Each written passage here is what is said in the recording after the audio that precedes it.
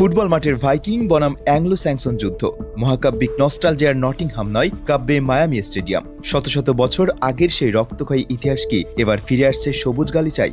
বিখ্যাত ভাইকিং সিরিজে আমরা যেভাবে স্ক্যান্ডিনেভিয়ান ভাইকিং যোদ্ধাদের সমুদ্র পেরিয়ে ইংল্যান্ডের অ্যাংলো স্যাক্সন রাজ্যগুলোতে ত্রাস সৃষ্টি করতে দেখেছি, ঠিক তেমনই এক টানটান উত্তেজনাপূর্ণ ঐতিহাসিক আবহে রূপ নিয়েছে ফিফা বিশ্বকাপ 2026-এর এই কোয়ার্টার ফাইনাল। আগামী 12 জুলাই মায়ামি স্টেডিয়ামের ঘাট ছুঁয়ে মুখোমুখি হতে যাচ্ছে আধুনিক যুগের দুই প্রবল শক্তি, নরওয়ে এবং ইংল্যান্ড। ইতিহাসের পাতায় ভাইকিংদের অন্যতম প্রধান টার্গেট ছিল ইংল্যান্ডের মাটি।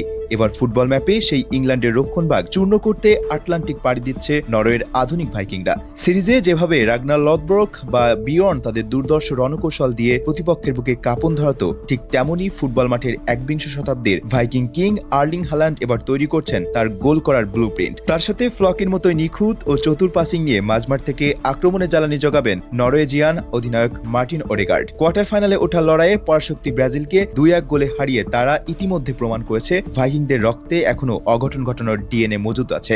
অন্যদিকে থমাস টুকেলের অধীনে থাকা থ্রি লায়ন্স বা ইংল্যান্ড দলও যেন সেই ঐতিহাসিক কিং এগবার্ট বা অ্যালফ্রেডের স্যাক্সন সাম্রাজ্যের মতোই শক্তিশালী ডিফেন্স আর সুশৃঙ্খল রণকৌশল নিয়ে প্রস্তুত। মেক্সিকোর মতো দলকে 3-2 গোলে হারিয়ে শেষ 8-এ আসা ইংলিশদের প্রধান অস্ত্র জুড বেলিংহাম ও হ্যারি কেন। তারা নিজেদের মাঠ আগলে রাখার পাশাপাশি প্রতিপক্ষের ডেরায় পাল্টা আঘাত আনতে এক চুলও ছাড় দেবে না।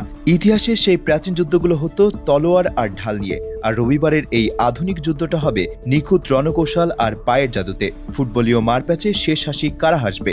আধুনিক ভাইকিংরা কি আবারও স্যাক্সনদের দুর্গ গুড়িয়ে দেবে, নাকি রাজকীয় ডিফেন্সে ভর করে সেমিফাইনালের টিকিট কাটবে ইংল্যান্ড? সেলুলয়েডের পর্দায় সেই রোমান্স আর টানটান উত্তেজনা এবার সরাসরি দেখা যাবে বিশ্বকাপের মঞ্চে।